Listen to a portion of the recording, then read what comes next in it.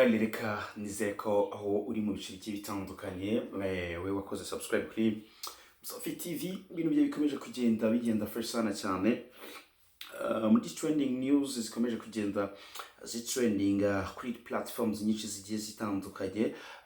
Turaza kugaruka ku butumwa Bruce Melody yanditse ku rubuga rwe rwa Instagram, aho yanditse ko ngashaka gukura abantu mu kigare akabashira mu kidege. Hanyuma turaza kugaruka kuri Rocky Kimomo cyangwa se Rocky nyuma yuko channel yiwe yari imaze iminsi igera mu masaha 24 itagaragara kuri YouTube. Uwitwa Clement yaje kuba yabimufashamo. Hanyuma turaza kuza tugaruke ku baraperi bazagaragara mu cyumba cya rap aho bazaba bifatanyije n'itsinda rya Tough Gangs. Hanyuma turaza kuza tuvuge ku butumwa bwa Minisitiri Nduhungirehe icyo avuga kuri cyangwa se ko bikomeje kuvugwa hagati ya The Ben ndetse n'uwitwa Bruce Melody bateganyijwe kuzahurira mu gitaramo ku itariki ya mbere z'ukwezi kwa mbere umwaka wa 2026. So reka nguhe ikaze we wakoze subscribe kuri Musafi TV, ni iby'ingenzi kandi n'iby'agaciro gakomeye cyane.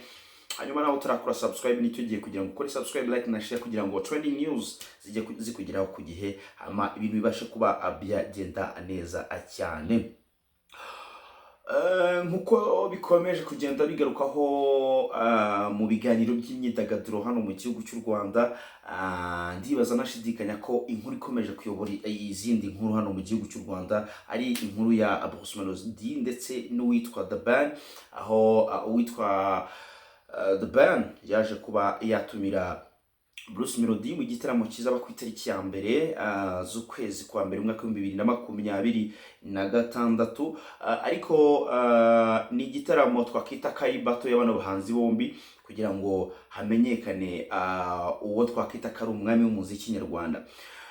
Ni intambara y'amagambo imaze igihe kinini ikomeje kugenda igarukwaho n'abantu bagiye batandukanye.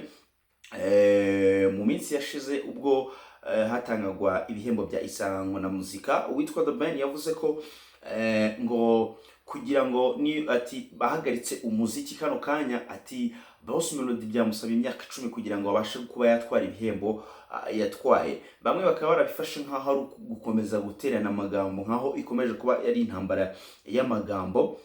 Hanyuma uwitwa Bruce Melody mu masaha make ashize mu butumwa yashyize ku rubuga rwe rwa Instagram mu ijoro ryo kuri uyu wa gatatu, Bruce Melody yagize ati ndashaka gukura abantu mu kigare nkabashyira mu kidege ku itariki ya mbere.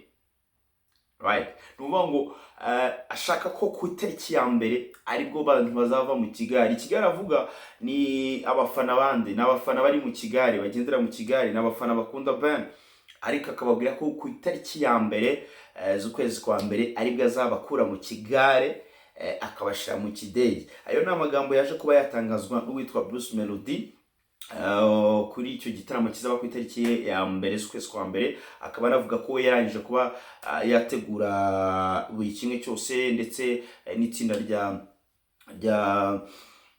ryo ku Nyundo bazakorana, ariko bavuga ko bamaze kuba bakitegura neza cyane. Ni nyuma y'iminsi mike witwa Rocky Kimomo, channel yitwa Rocky Entertainment ifite abasubscribers bagera muri 1,300,000 niba ntibeshye, iburi wirengero. Bikaba byakomeje kugenda bivugwaho byinshi cyane, aho bamwe bavugaga ko bishobora kuba bifitanye isano n'ibiganiro akomeza kugenda akora kuri leta ya Kongo ndetse n'intambara ya M23. Abandi bakavuga ko channel yari yagejejwe kuba yakwibwa n'abantu batandukanye, ariko ino channel kuri ubu ngubu witwa Clement, DC Clement, umwe mu bagabo b'abahanga cyane dufite hano mu gihugu cy'u Rwanda, akaba nkwibutsa ko ari n'umunyamakuru. Uyu nguyu ino channel akaba yamaze kuyigarura mu masegonda make ashize. Ukano kandi ushobora kuba wajya kumwishakiro rya YouTube channel yawe cyangwa YouTube yawe ugasearchinga Rocky Entertainment. Ino channel rwose uraza kuba wayibona mu gihe mu masaha ashize ino channel itari irimo igaragara kuri YouTube. Hanyuma turaza kugaruka ku byo Bulldog yatangaje, ndetse n'abaraperi bazaririmba muri kiriya gitaramo icyumba cya rap. Bulldog rero yatangaje ko itsinda rya Tuff Gang rigeze kure imyiteguro yo gusohora album bahuriyeho izumvikanamo ijwi rya nyakwigendera Tuyishime Joshua Jay Polly, rest in peace. Ibi Bulldog yabitangaje mu kiganiro yagiranye n'itangazamakuru kuri uyu wa mbere tariki ya 22 Ukuboza umwaka wa 2025, aho yavuze ko iyi album ari umushinga watangiye gukorwa Jay Polly akiri mu buzima, bityo bakaba barahisemo kuwusohora mu rwego rwo kumuha icyubahiro no kuzirikana uruhare rukomeye yagize mu itsinda rya Tuff Gang no mu muziki nyarwanda muri rusange. Bulldog rero yasobanuye ko iyi album izaba igizwe n'indirimbo bakoranye na Jay Polly mbere y'uko yitaba Imana, cyangwa se mbere y'uko mwisubiza, ndetse n'izindi zimaze igihe zarakozwe ariko zikavugururwa mu buryo bujyanye n'igihe, cyangwa se mu buryo buri moderne. Turaza kuza nkwibutsa ko ariko turi bugaruke no ku nkuru cyangwa se no ku byo Minisitiri Nduhungirehe yaje kuba yavuga kuri beef cyangwa se ku guhangana gukomeje kuba hagati y'uwitwa Ben ndetse na Bruce Melody.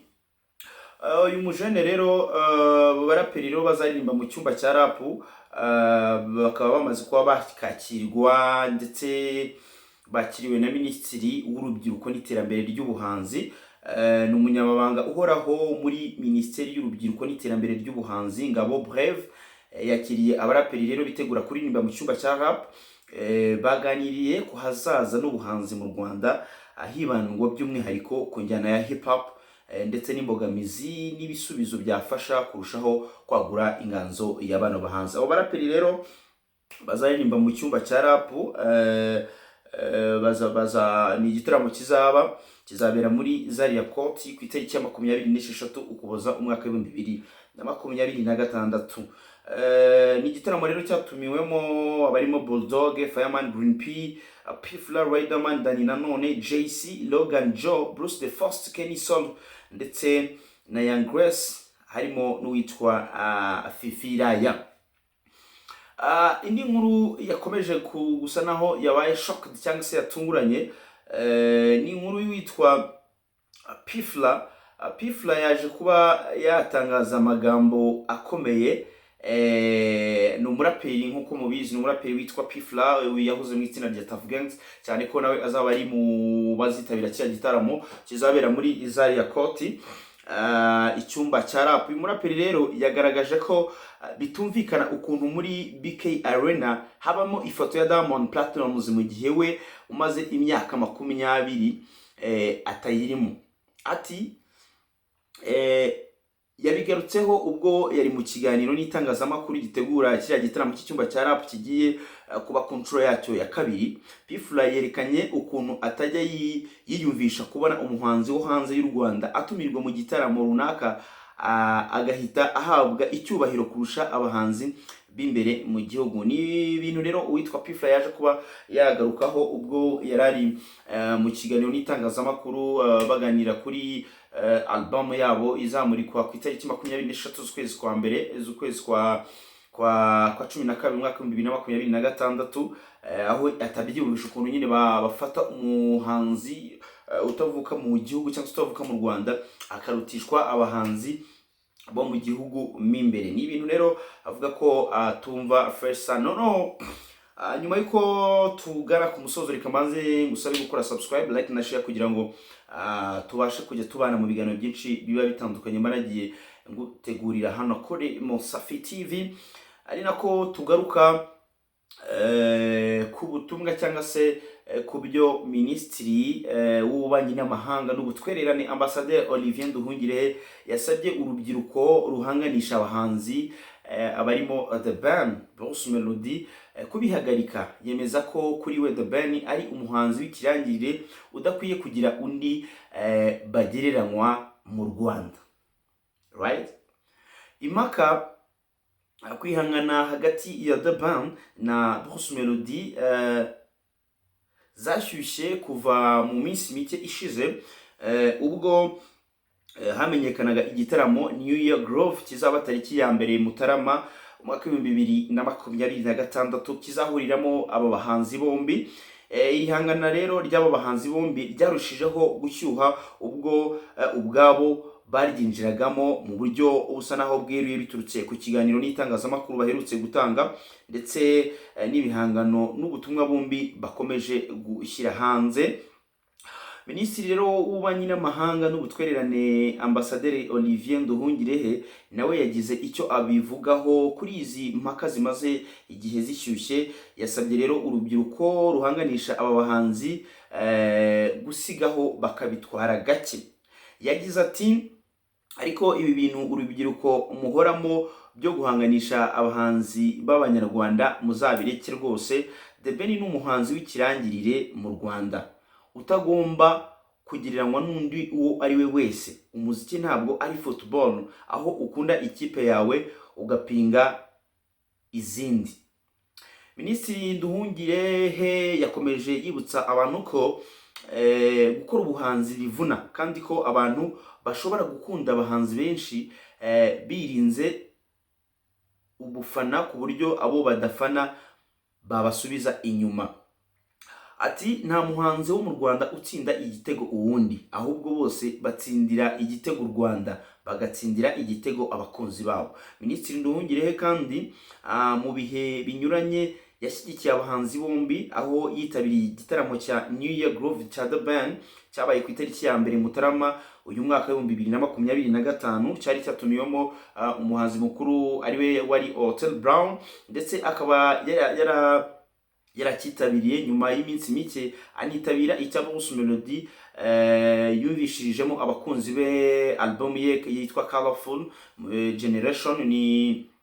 Ni part listening ya Colorful Generation. Iyi Minisitiri Nduhungirehe akaba yaraje kuba yayitabira nayo, aho icyo gihe mu kwezi k'Ukuboza mu mwaka w'2025 yanaguze album y'uyu muhanzi Bruce Melody miliyoni igera muri imwe y'amafaranga y'u Rwanda.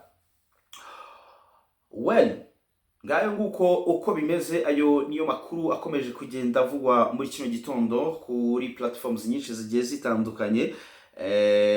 Reka rero nkwifurize gukomeza kugira ibihe byiza cyane, nkubwira ko gahunda yo kabisa ni fresh sana cyane.